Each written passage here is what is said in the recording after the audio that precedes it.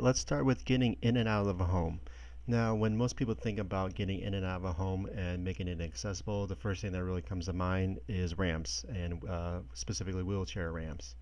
If you do a quick Google image search of wheelchair ramps, you're going to get a whole lot of different, designs and styles and methods of a wheelchair ramp.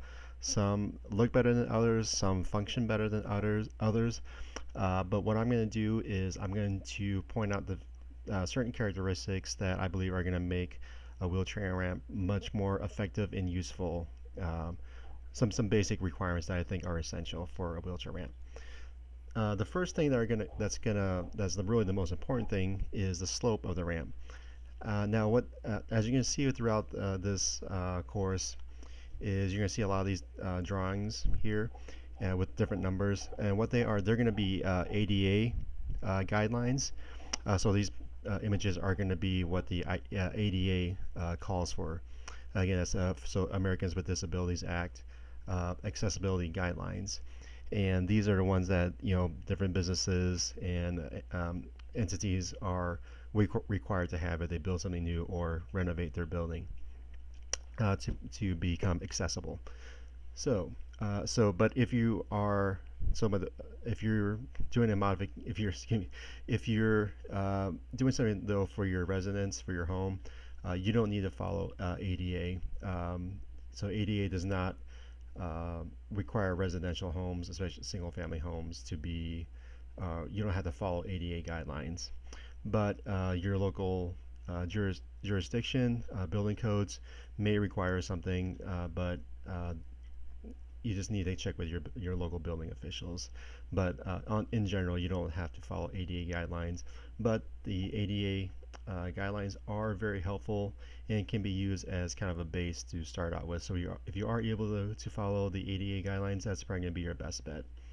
Okay, so getting back, slopes. Slopes are, again, the most important thing.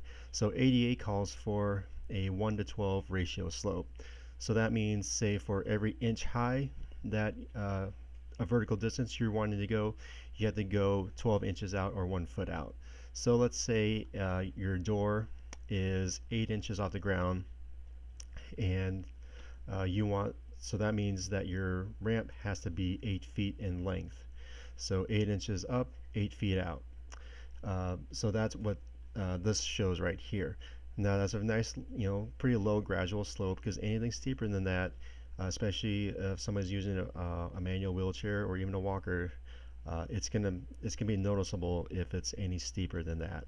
You will you may not realize it if you're just somebody's just walking around, healthy, strong legs, but somebody's using a manual wheelchair, may does have great upper body strength, they're going to notice that little extra steepness. It makes things a little bit more difficult when the 1 to 12 works pretty well. Now, in certain circumstances, ADA does allow for something a little steeper, especially to say it's a remodel or a renovation and you're working with existing structure and space. And then in those cases, sometimes you can, or ADA does allow for a little bit steeper, like a 1 to 10 or even a 1 to 8 slope. But even those, you can even, just from these little images here, you can see the difference at how much this 1 to 8 is much more than this 1 to 12, and that can make a significant difference. So again, if possible, always stick with the 1 to 12. Another characteristic that's very important is are these landings. So let's say, I'm actually gonna pull that one down a little bit. We're gonna start with this. So the width of the ramp. You want to make sure that the width of the ramp is a minimum 36 inches in between the handrails. So, and that's going to make a big point there, in between the handrails. So a lot of times you'll see a guard and then the handrails come inside a little bit. So the 36 inches is is in between the handrails. So at the most narrow part of the ramp. So 36 inches minimum, that's going to be really a very much a minimum space, because that can be kind of narrow. So if you can go a little bit more than that, that'd be great. But 36 inches minimum. These 12 inches here, what they are is they kind of prevent fall off. So let's say these little bars on each side here, these lower ones are not there, then this little extra 12 inches of space, say like helps prevent a drop off. Say like the wheel, somebody using a wheelchair kind of gets off to the side here. They have this 12 inches of space that prevents them from falling off the edge. So that's just kind of a little bit of edge protection. All right. Sticking with the handrails, you want to have the rails be at least 34 to 38 inches in height overall. And if you do have a little lower bar here, again, that lower bar is to help, wheelchair, those wheels from moving off and falling up the edge. Then that needs to be less than 4 inches above the ramp surface. Another nice feature is at the top and the bottom of the ramps, if you can, have these extensions that go 12 inches out, especially at the bottom of a ramp. That just gives a little bit of something extra to hold on to kind of get started while getting onto or even at the bottom of the ramp. All right, go back to this one here. So this is talking about landings. So you really don't want to have the length of any ramp run be more than 30 feet in length. Anything really even at 30 feet for a lot of people that can be feel like a great distance and can be exhausting. If somebody's using an electric wheelchair, then may not be as big of a deal. But just in general, anything more than 30 feet, you kind of don't want to go anything beyond that. And ADA actually calls for what this image shows. If you go 30 feet, then you need a landing like this. It's kind of like a rest area. So those rest areas need to be at least 60 inches or 5 feet in length minimum. So that is the length that'll accommodate your standard wheelchair. And you'll also want to have a landing at the top of a ramp uh, because say it's going to the front door, and tell you what, opening up a door on an inclined surface is going to be incredibly difficult. Doesn't matter if you're in a wheelchair or if you're standing up or using a walker. It's not easy to open up something while you're also on an incline. So you really want to have that top level landing at the top of a ramp. Now, if you have a ramp that turns, you're going to need to have a level landing, so kind of a turning landing to make it wheelchair accessible. Need to have at least 5 foot by 5 foot minimum in space, so that gives enough room for your standard wheelchair to maneuver and turn on that landing there. So, how do you measure the top, or how do you measure or try to calculate, how long of a ramp you're gonna need? Well, so most homes are going to have a slope that goes away from the home. The reason that slope is there, that's to keep water and moisture away from the foundation. But if you're measuring, from here, the bottom of these stairs to say the top of your ramp needs to go to the top of these stairs, you're not going to get an accurate measurement because if your ramp's over here, then you're not getting the right vertical distance and measurement. So a good way to do that is say you want your ramp to, where you want your ramp to end. So at that point, get a yardstick or a ruler. Make sure it's in a nice straight up and down position. Then you take a string from the point at the top where you want the top of your ramp, and then take it to your yardstick or a measuring ruler. And then to make sure the string itself is level, you get a string level like this. And make sure that's level. Then you take your measurement over here, and now you're going to know an accurate vertical height that you're dealing with.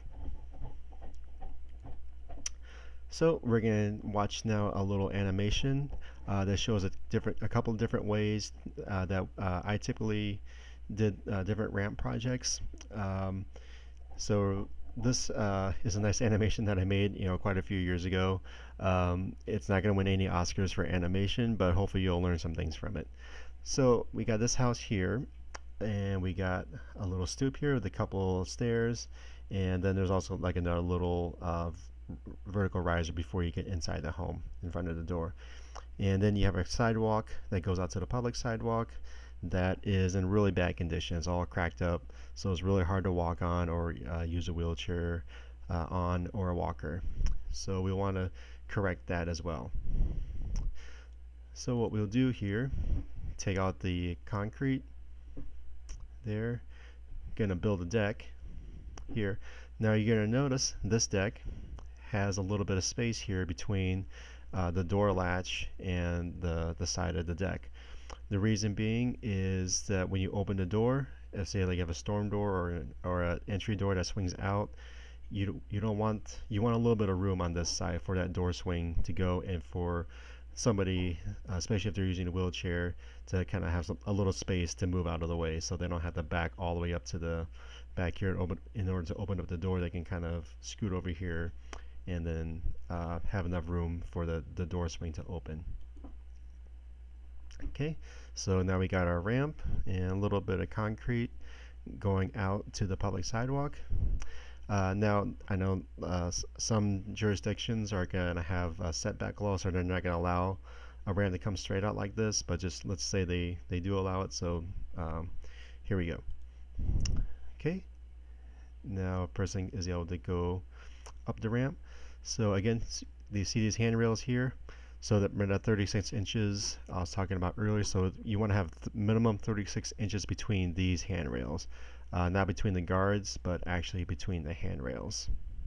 Another nice feature is at the bottom, if you're building a wooden ramp, is to have a little metal plate at the bottom of the ramp to make that transition to the concrete sidewalk. That makes the transition a little bit smoother and also kind of helps prevent maybe some of those bottom boards from rotting out or getting worn out from use. That metal plate tends to work a little better. So again, going up the ramp on top of the landing. So again, see if you kind of get a little better view. If this door were to swing out like this, then without this space over here, it'd be kind of hard to open up the door otherwise. So that's why this little space over here between the latch and the side of the deck is very important. Okay, so let's say we want to go to the driveway instead. So we still want a ramp, but instead of coming out straight out, we want to go to the driveway. So that's either because of setback laws or because that's where the vehicle is and that's where we want to go. So in this case, we're going to do what's called a switchback ramp. So again, we have our landing, we have another run of ramp, and then we have this landing, and then the ramp coming back down to the driveway.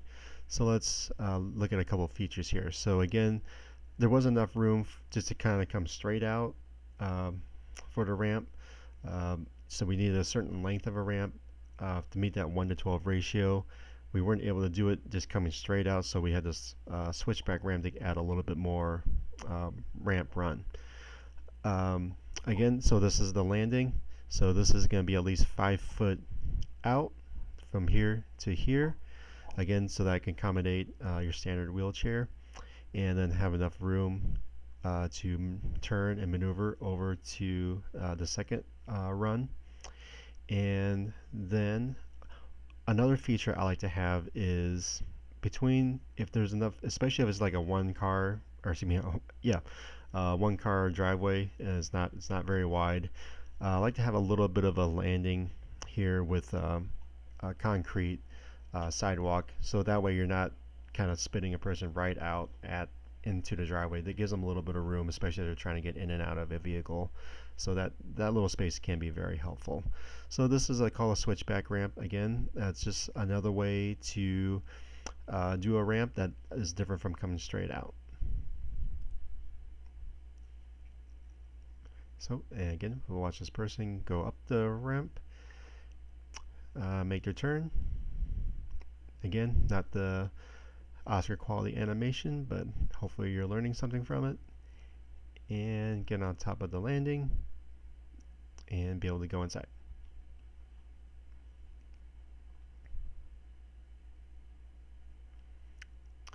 All right. So now we're going to show you, what I'm going to show you here is some different styles of how different ramps can look very differently, function very differently, but then again meet the goal of what they are meant to do. So this is a nice ramp right here for a residential setting. So this, actually doesn't have some of the features I talked about there. So there's no guardrail on each side, and it kind of, it's not a straight run. It kind of curves upwards. But if it works for the person, that's that's great for them. See, and actually there's no need for rail on this one necessarily because you don't have, you're not really high off the ground over here, and there's no huge drop off, and plus they have these landscaping features that are provide some fall off prevention. So and plus it looks really nice. It doesn't look like it's you know like a wheelchair ramp. Actually, it just looks like a nice sloped walkway going in. Over here, so this is just kind of like your standard, or not your standard, but uh, what you see a lot for wheelchair ramps that are built around the country. Kind of a nice wooden one. So you got your ramp coming over here, and you got your landing, and coming straight down. And this one, again, nice little gradual walk rampway, and you got these really nice metal railings on each side. So again, these may not actually meet every ADA requirement, but it functions for what the user needs. And again, it doesn't have to, look a certain way. It can actually look really nice and beautiful. So let's do a little review on ramps getting in and out. So keep ramps at a 1 to 12 slope. Again, that's 1 foot out for every inch high. So 6 feet up, or excuse me, 6 inches up, 6 feet out. A ramp should at least be 3 feet between the handrails. You don't want to, if you can, don't go any more narrow than that. It's going to feel pretty tight otherwise. You want to keep your handrails 34 to 38 inches in height. You wanted to have a minimum 5 foot by 5 foot landing at the top of a ramp. Again, that's especially if you are using is for somebody who's using a wheelchair. Anything smaller than that is gonna may not accommodate the length of a wheelchair, and not have you're just not gonna have enough room to maneuver around. If it's somebody that's just is walking or uses a walker, then maybe you can do a little bit shorter than that. At the turns, again, especially if someone's using a wheelchair, 5 foot by 5 foot minimum dimensions for those turning landings. Ramps that are 6 inches or more off the ground, those should have guardrails or some sort of edge protection. But really, they need to have guardrails up. Be sure to have edge protection to prevent wheels from dropping off. So again, that can be like the bar at the bottom of the guards or the guard railings, or those extra 12 inches on each side that goes beyond the guards or the handrails. A concrete landing at the bottom of a ramp is recommended, or some sort of hard surface, um, just so you're not just going onto ground or gravel or grass. Remember to measure the actual vertical distance between the top landing and the bottom of the ramp. So that's that string method with the the level and the yardstick or ruler that we showed earlier. So that helps you make sure that you have an accurate distance. And beware of the setback restrictions. So check with your local building code officials or zoning officials. They'll let you know if you can build a ramp that goes straight out, or if that's not allowed in with where you live.